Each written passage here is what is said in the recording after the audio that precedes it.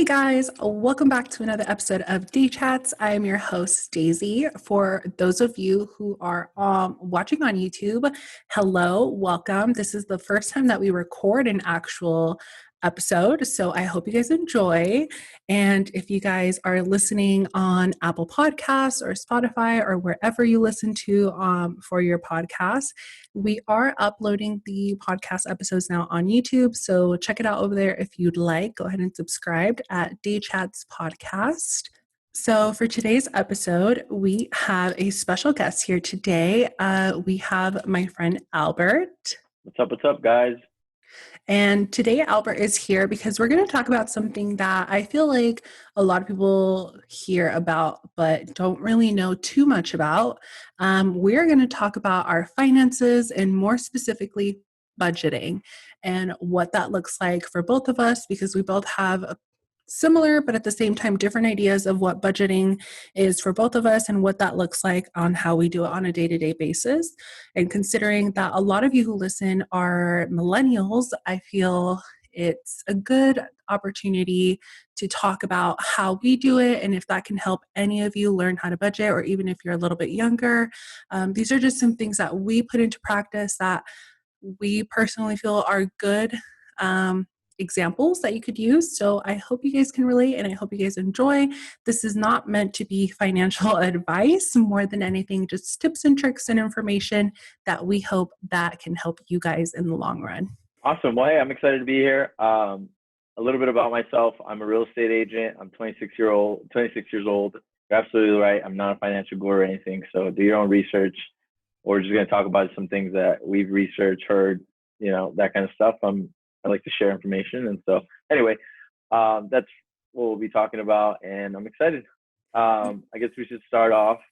So why don't you tell us a little bit about what your background is? Tell us a little bit about who you are, where you're from, just so they can all get an idea about where exactly that you're coming from, right? Because sometimes people like to give financial tips and tricks without mentioning the fact that, hey, you were born into money, So like budgeting for them is much different for someone who may not be in that same boat.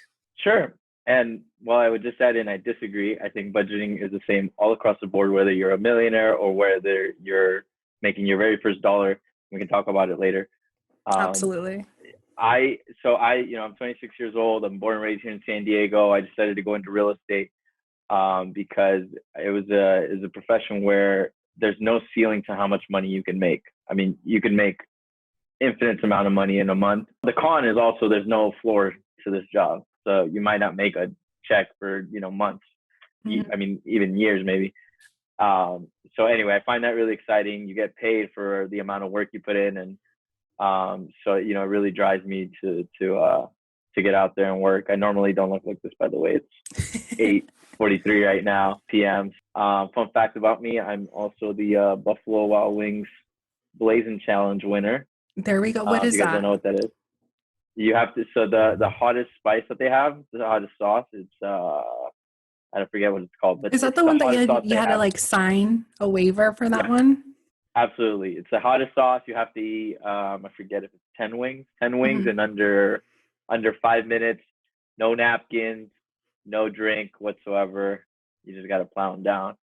And so, I'm actually a 2-time champ. I've done it twice. There you go. Put that on your resume. That's definitely on my resume. Anyway, so I've been in real estate for a few years. This is going on to my 5th year. I'm with the Beer Home team here in San Diego, and I've been with them for over a year. I've had tremendous success after I joined them. My career's just skyrocketed ever since. And so I've learned a few things, just not in real estate. I mean, having a background in real estate teaches you a lot of things, but also just my own research. And I think that if there's anyone that can tell you that budgeting is important, it's a real estate agent. And because like I said, there's no floor to how much money we make. I might make a whole bunch of money this month, but I also might not get paid for the next 6 months. Right. So it's really, really important that we budget ourselves accordingly because of that reason. Right. Earlier in my career, I've made that mistake where I made a whole bunch of money and I decided to go and spend it and didn't realize there's no guarantees that I get paid next month or the month after that. And, mm-hmm. that's a hard lesson to learn as a new agent. And I think that's something that's very applicable to not only just agents, but people all around, like, especially when you get your first job where you're getting a decent amount of income. And that, that can vary whatever you consider decent. I know that's something that I struggled with when I first started my post grad job. Because I worked all throughout college, but I wasn't getting paid much. I was only getting paid $200 to $300 a check every 2 weeks, right? Because I only worked part time. So when I started getting my salary, it was a big lump sum compared to what I was getting. So it was so easy for me to just blow my money because I was so used to getting paid every 2 weeks. And, now that I work in education, I only get paid once a month, right? So my salary comes in at the end of the month and I have to budget my money. So I pay my bills all at once and I have to make sure that I have enough money for the entire month. So I think that's something that people sometimes, that's why they struggle because they're so used to maybe getting paid biweekly or getting paid a certain amount. So once your salary increases, right, it's so easy to spend that money. It's so easy to say, well, I've always wanted to do this. I've always wanted to go here. I have the money. Why not do it? So that's something that we're definitely going to touch on a little bit more as we go along is both of our own experiences, how we did that. I'd love to talk about what were some of the things that you did when you first started getting a big lump sum of money, how you mentioned it's something that you struggled with. And definitely I'll share what that was like for me because I know that's something that I've always struggled with. Budgeting has never been something that came easy to me, but just over time, you kind of have to force yourself to learn how to budget and find what works for you. So what did that look like for you, Albert, once you started getting paid the big bucks? Well, let me just jump in and say this real quick. You're absolutely right. Budgeting is really important, and I think what most people don't really think about and is key to budgeting is emotional, not logical, right? Like Mm-hmm. there's numbers that go with budgeting, but budgeting is emotional. Just like creating a diet or sticking to a workout, it's emotional. You can write down I can give you the best game plan on how you're gonna save money, how you're gonna invest money, but the truth is, if you're not emotionally invested in it, you're not going to stick to it. Just like Mm-hmm. a workout, you can have, all the workouts and all the 5 disc DVD on losing weight in 4 weeks. But if you're not emotionally invested into it, you're not going to commit to it and you won't get results. That's just the bottom line. So I think that, again, a lot of people don't explore this. It's really important. When you're creating this, you really have to figure out why you're doing it. Mm-hmm. What's going to motivate you to actually stick to this budget? Because if you don't have that why, you won't do it.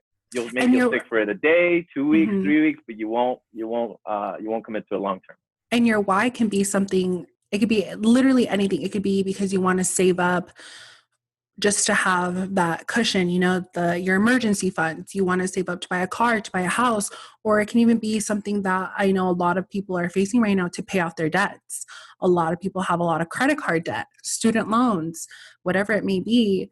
All these things are things that can be your why, right? Like it doesn't have to be something that's so far fetched in the future or something that has to be such a big step. It could be something that you could do today, right? Something that is going to motivate you enough to get you started. And I think that's something that is important to highlight is while yes, we should be emotionally invested in it, but if you feel like you're at a point where that can't be me, I owe so much money, I have such a shopping addiction or such a shopping habit, right? Whatever your habits may be that led you to be where you're at in the position today where you're having a hard time budgeting, find something that's motivates you enough to at least start for a week, a day, and just keep it going day by day and then make it a habit.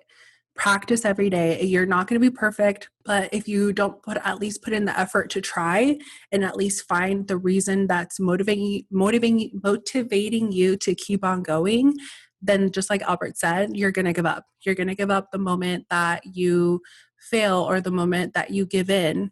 So you have to find a realistic reason as your why. Yeah, 100%. I mean, listen, at this point, with how much information is out there, how much, social media is the window to so many people's lives, there's no way that somebody could sit here, look me dead in the face and tell me that they don't think they can do it. I just don't Right. believe that. So Mm-hmm. many people have done it that it's clear that you can do it. the key is consistency. Can you be consistent? If you can consistently do it, you'll achieve the goal just like many others before you. If you've spoken to anybody who's done anything, it's usually because they did something over and over again, regardless of how they felt, regardless of what the circumstances were.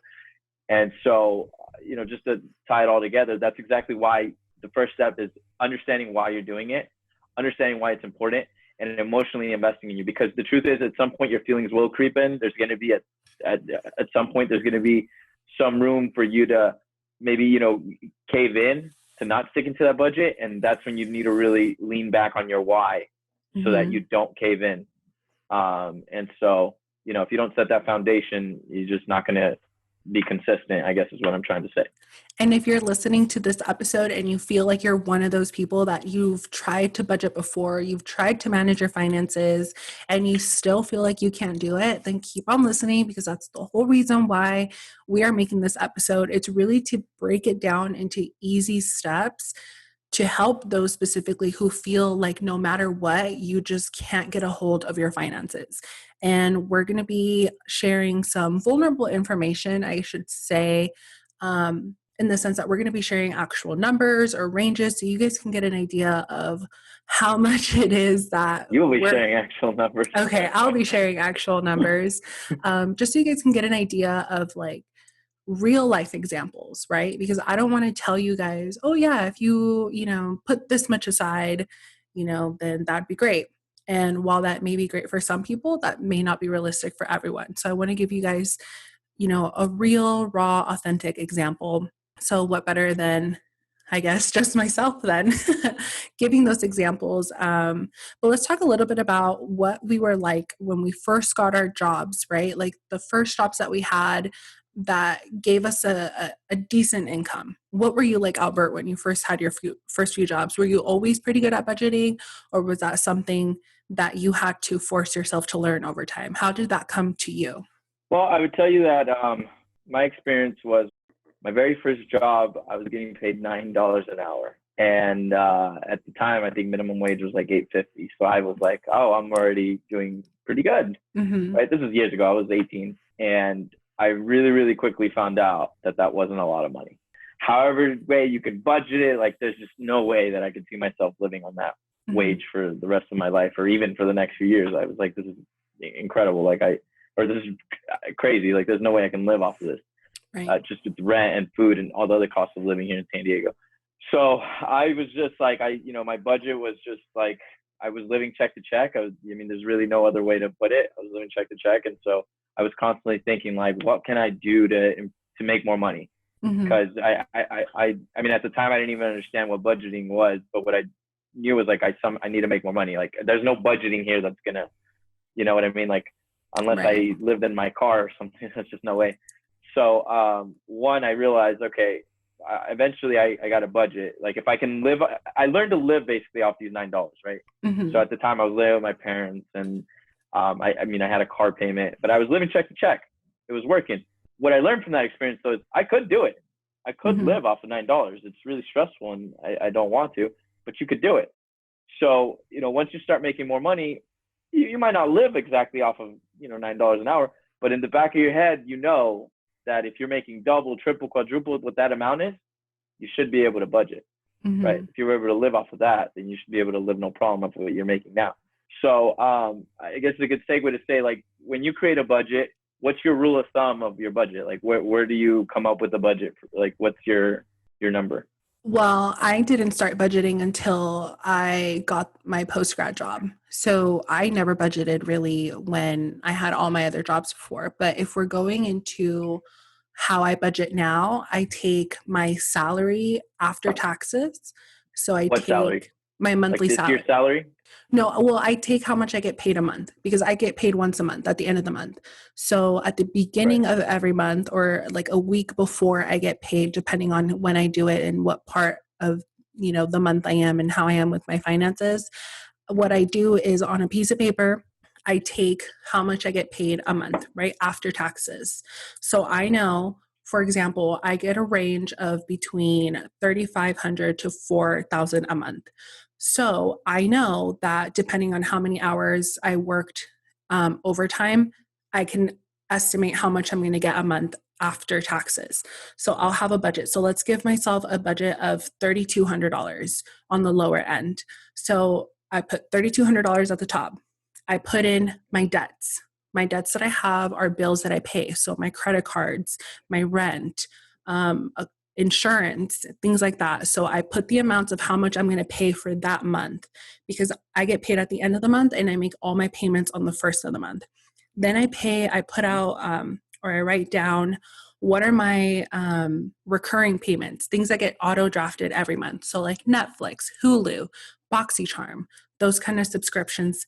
Then I do, okay, well, how much am I going to spend on groceries and gas? So I allocate a certain amount for that. After that, I put in, I budget out how much do I put into my investments. Those are part of the things that get automatically drafted out of my account. So after all of that, I total up how much that money is going to be.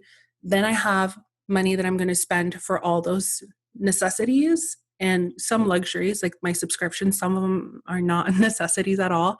Then I have the rest of the money that I have free, essentially, for the rest of the month. So from then on, I know that's how much money I have to spend. So if I want to go out to eat with friends or go to the bar or go on a spontaneous trip somewhere or go shopping, I only have this much money. Depending on how much I work and how much I have to pay for that month, sometimes it's not a lot. Sometimes it's a very small amount of money that I have, probably like $200 to $300 for the remaining balance that I'll have where I have free luxury money, or in other times it's a little bit more. It just depends. But that's how I typically that's how I give myself a number. That's how I keep myself on track. I physically write down everything that I have to pay, from bills to subscriptions to like food costs, gas, things like that. So I know exactly how much I'm spending a month. And then I try not to purchase things like go to Starbucks and like those little things. But even if I do, that's technically been accounted for by using the money that I have left over at the end of the month. Okay. Now it might be different, right, from somebody who's independent contractor like myself, where I might not get paid this month, might not even get paid next month, versus somebody who's got a paycheck, right? So the way I do it is I always base my budget for this year off of last year's tax return. So whatever money I made last year, that's what I'm budgeting for this whole year, right? And like, I think it's important. It goes back to that, what I was talking about earlier. When I was making $9 an hour, I was able to live off of it. Even when I was making more, I'm still almost living off of that same wage for a while. That's kind of what I'm doing. I'm still living off of last year's money, even though this year what month are we? We're going into month June. 7. I've already made as much money as I've made last year, this year. They're not going to up my living because of that. I'm still going to do that. Next year, maybe the budget changes, right? Because then now I can go off of this year's tax return. Right. And it's just important because, if you just keep making these jumps, again, it's emotional. You're not thinking logically. You're just like, I make more money. I can do more things. I would even encourage you too. If you make more money in the month, you should stick to that number until you consistently make that higher number where you could say, okay, yeah, that's why tax return is a good rule of thumb. It's a 12-month span. If you can make that in 12 months, then odds are you consistently can probably do that for a long time. Maybe you can up your living, your living expenses. Right. And that's something that I know you and I were talking about yesterday, is that oftentimes when people get promotions or get an increase in their of how much they're getting paid, right? People also tend to increase their lifestyle and how much they're spending, but they never seem to increase the amount that they're budgeting for savings, investments, and things like that. And I'm not saying I'm not saying you guys shouldn't, treat yourself, go out on vacations and adventures. I'm saying you shouldn't. I say you should, but I think you should allocate money specifically for that. And that's something that I do. And I am so more than happy to share the things that I do for that. And hopefully that helps you guys, because I think that's a part of, especially when you're coming from a place where you grew up low income, or you grew up, not having all the resources available to you, or not having all these luxuries. When you're finally able to afford something luxurious, and by luxurious, I mean things that are not necessities. So getting a newer car doesn't have to be the year of, doesn't have to be like a Mercedes or something like that, but just getting a newer car, right? Something that is not really old, or getting to treat yourself to a nice purse or some new shoes, things like that. That's great. Can we talk about that for a little bit? Can Yeah, we talk about how much I am completely against getting a car loan? It's the worst decision, Okay, financial hold on. decision Let's you'll ever finish make. this. Let's finish this real quick, and then we'll circle back to the car loans, because I think that is, I know that's something that you and I had a full on conversation about when I told you I wanted to get a car. Sure. But yeah, so I personally think that I think it's great. Especially if you're not coming from a place where you grew up with all these luxuries, I think it's absolutely amazing that you're finally able to get to experience that. But that doesn't mean that should be your only experiences. As you move up your as you move up the corporate ladder or wherever you work, where you're increasing your salary, increasing the amount you make, take into account what your finances are. So how much debt do you have? Those should be the things that I personally think that you should tackle on first before you start focusing on those new shoes, those new purses, those new cars. Focus on Mm-hmm. those things first, because all those materialistic things, they're going to come. I'm not saying, like I said, I'm not saying you shouldn't treat yourself, but just don't make that your priority. Make paying off your debts first, finding a plan that's going to help you lower those debts and lower those responsibilities, so you can then focus on enjoying the luxurious things that you can afford at that time. So any thoughts on that? Yeah, I would add on that, if you are basing yourself of how much or how financially independent you are, if you're basing that off of how much money you make a month or even a year, I can tell you right now, you're doing it wrong. Mm-hmm. You should not base how financially stable you are based on how much money you're bringing in. Because it's complicated, right? You want to look at, at least this is how the rich do it. They don't base off how much money they made that year. They base it off of their net worth. Mm-hmm. They take, there's a very simple way of thinking about it. Take what assets they have, what income they brought in that year, and they deduct off their liabilities.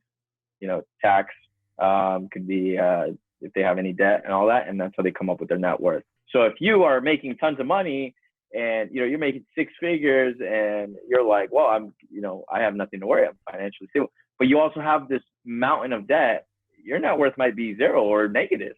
Yeah. If you have so much debt, right? And so so let's bring it back to a more like realistic point of view.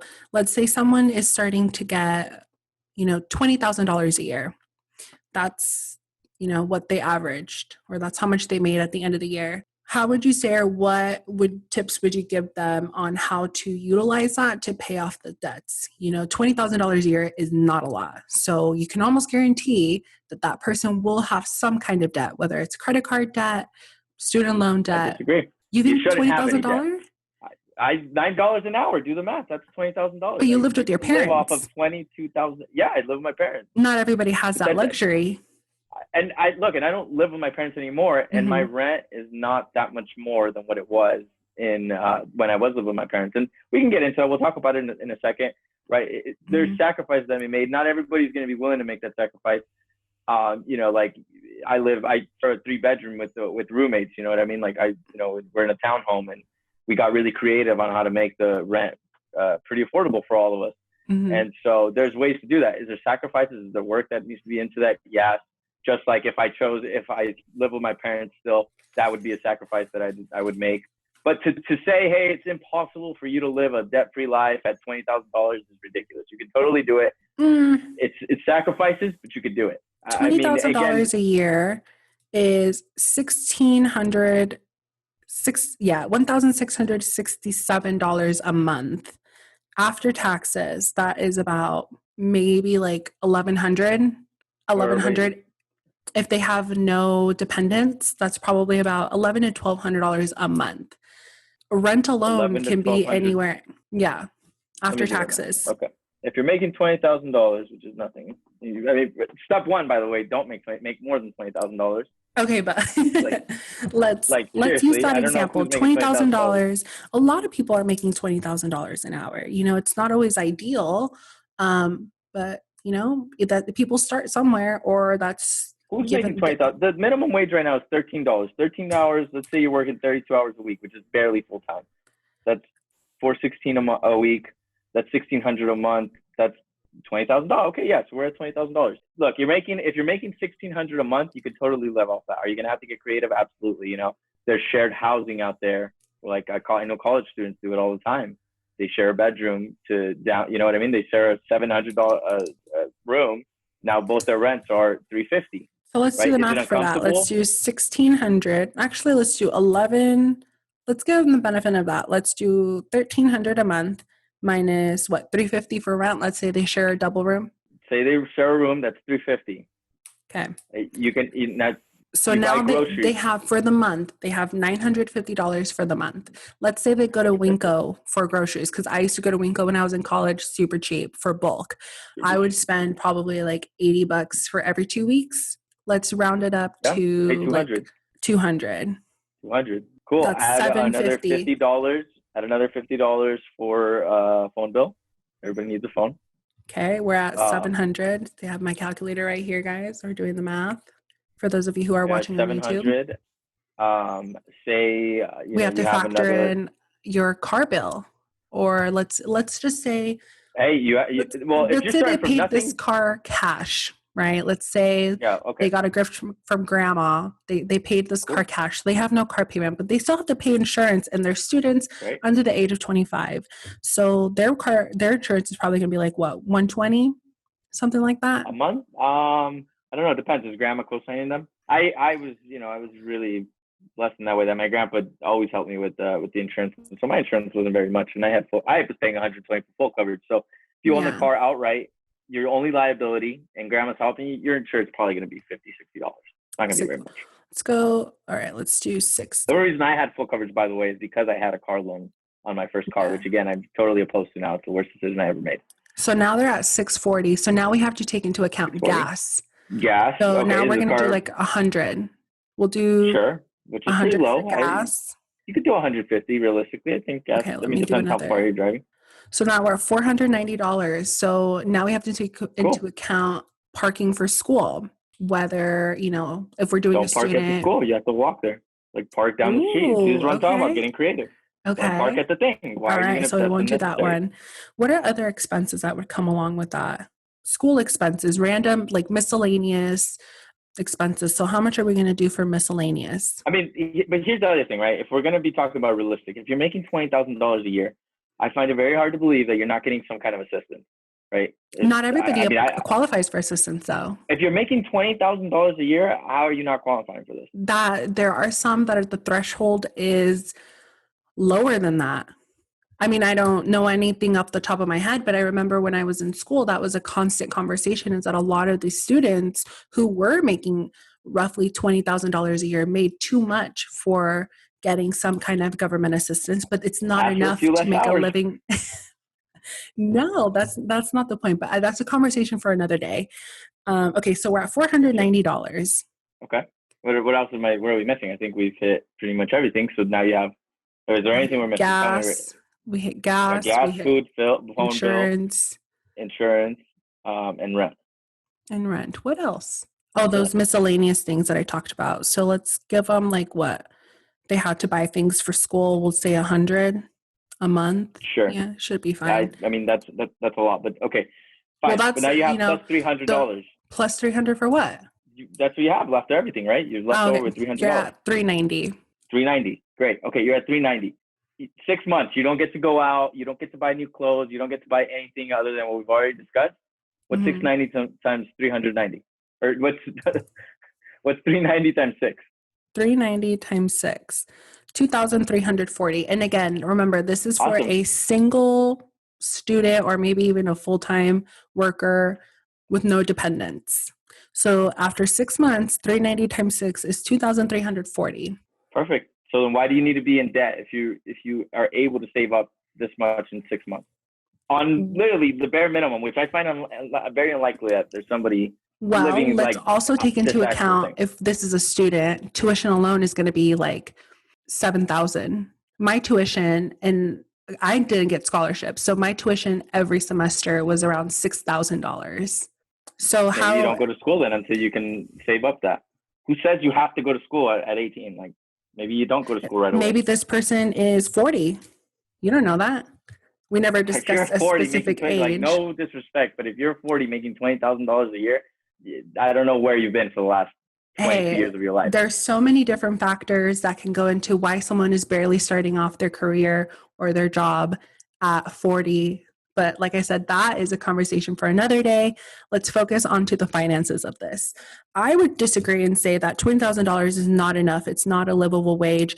I do agree with you in the sense that you can make it work some way. I don't agree with the fact that you'll be debt free. I think no matter what, you know, you will always have some kind of debt. If your tire pops randomly, okay, you haven't been going out for 2 months of those 6 months, right? Maybe you don't have enough money to cover the costs. If your car breaks down, maybe you don't have enough money to get it fixed. Your deductible is probably $1,000. You don't have $1,000 to pay for your deductible before your insurance covers if something happens, right? So life happens. There are all these things, or if you have, oh, we didn't factor in medical insurance. I don't have medical insurance. I mean, you should. I mean, at some point you should get it, right? At some point. You But I'm saying, like, absolutely should. we're talking about somebody with making only $20,000. Like, They get sick. What just again, there's happens? got to be a way to do it. I mean, you could at $20,000, you're getting Medi-Cal, right? I remember I had that when I was at that. So like, it's not like you don't have any health insurance. You have Medi-Cal, right? Like, Is it free? yeah, it's free. It's through the government. I forgot. I don't know what it is that you have to make. I mean, it's not completely free, right? Like if you visit the doctor, it's like $40 that you have to pay as a copay. Right. I mean, to be completely honest, I'm probably the wrong person to ask because I had Medi-Cal, but I never actually used it.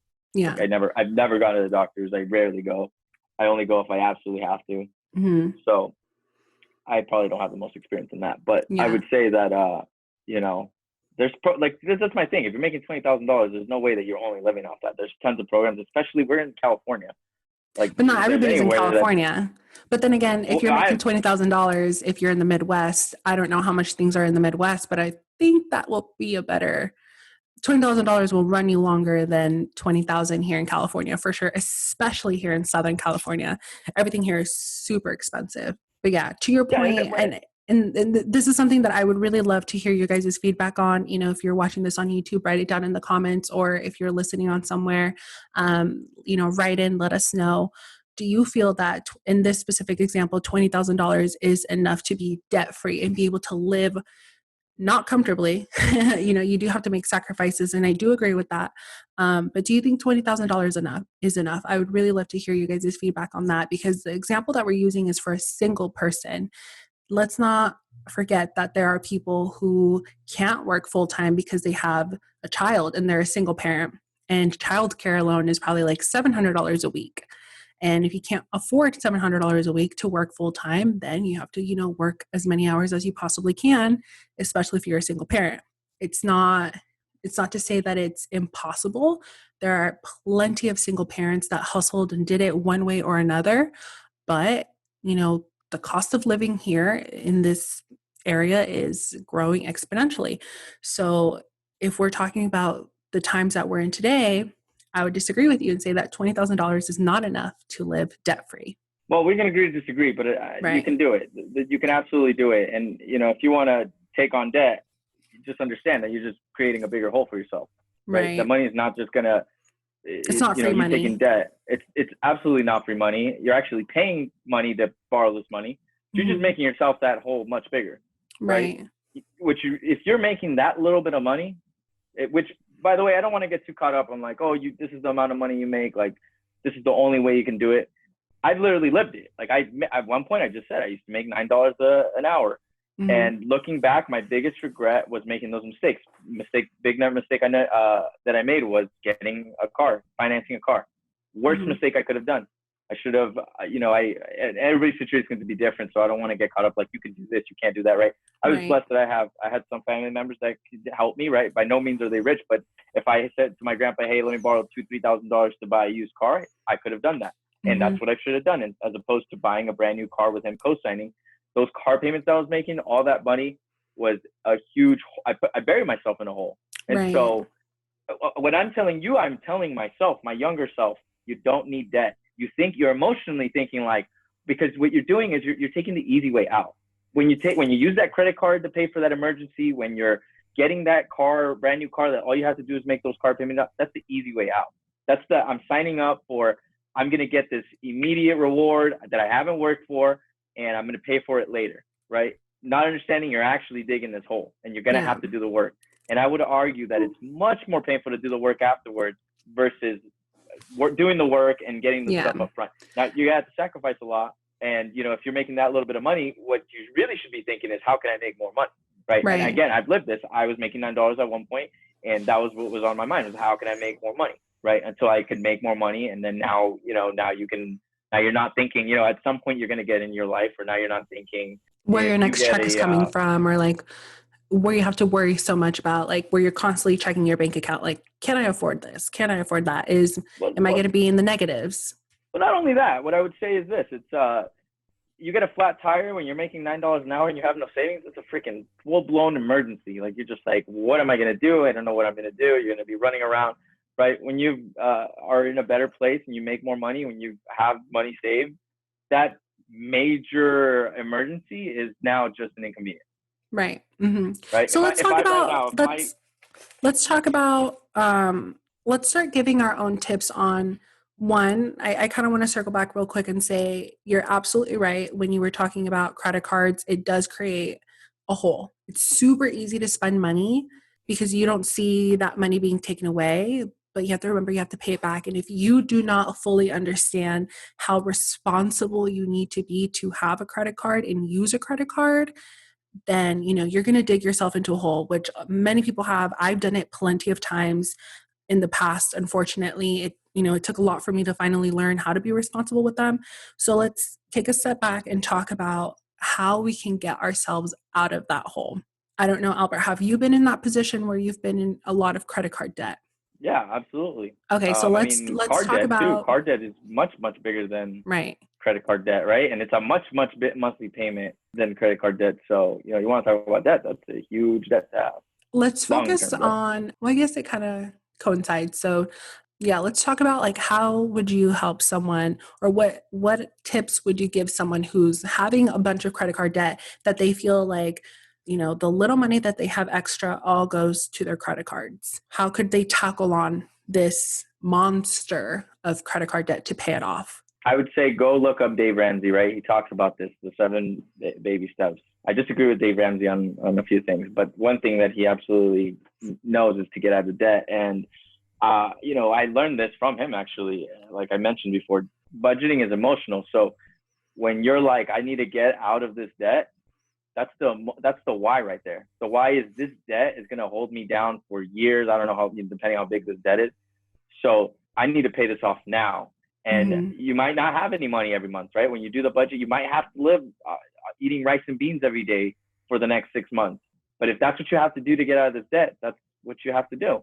Right? So what would your first step be? You need to just look at it logically. So make a budget, figure out how much money you can realistically throw at this debt, and throw it as much as you possibly can until you're out of that debt. Right. What I Dave would Ramsey do says starts with the small ones. Right? Yeah, so if you that's what I was going to say. Only got $200, it's called a snowball effect. So line up, let's say you have 10 credit cards that you owe on, right? Your biggest one is $10,000 that you owe on. Your smallest one is $1,000. Start paying from least to biggest. So on your biggest one that you owe $10,000, send the minimum monthly payment, $25, $40. On the one that you have the biggest amount, if you can pay the majority of that amount in 1 month, pay it, or pay as much as you possibly can for that, your smallest credit card. If you can't pay it off all in one payment, pay off as much as you can while sending the minimum payment for all the other ones, right? So let's say you can only send $300 a month for your smallest credit card, and you can send the $25 for your other ones, right? So now you've spent $300 on your one. Let's say you keep sending $300 until you finally paid off $1,000, right? So you've been used to now paying $300 plus $325, because your second smallest one, you would only send $25. So now you're used to spending $325 for those two cards. You eliminated already one amount of those $300. Put that whole $325 onto your next biggest one. So that would be the second one. Now you're spending $325 a month until you pay that one off.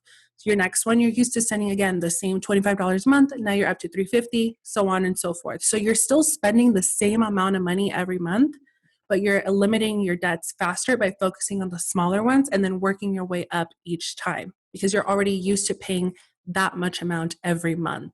And again, those numbers can vary depending on how much you can actually pay, but that's just an example of how you would do the debt stacking. And then I think it might be versatile or interchangeable for the name snowball, the snowball effect or debt stacking, either way. But that's something that I would recommend. I was able to pay off a lot of my debts by doing that because you never feel like you're paying more once you get used to paying that much, and once you start remembering, okay, I set aside $500 a month, for example, every month that goes to my credit cards. You just spread it apart differently, but you're paying off your debts faster. And you're always used to having that consistent number a month that you're paying strictly for your credit cards or whatever debts that you have.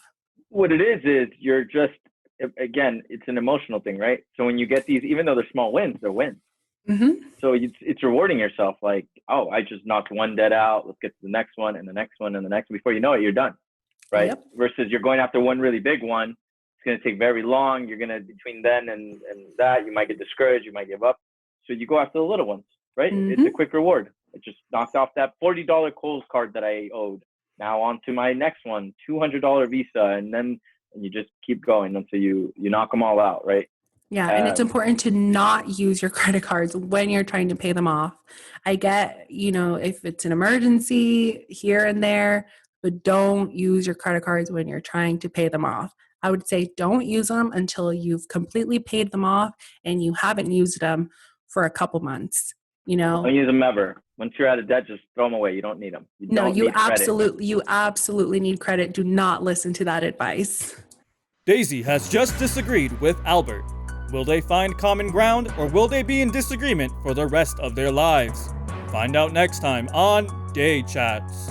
No, but really, this recording is way too long, so I'm gonna separate it into two parts. So, next week, we will finish our financial advice with Daisy and Albert. Tune in next time, and remember to embrace the day.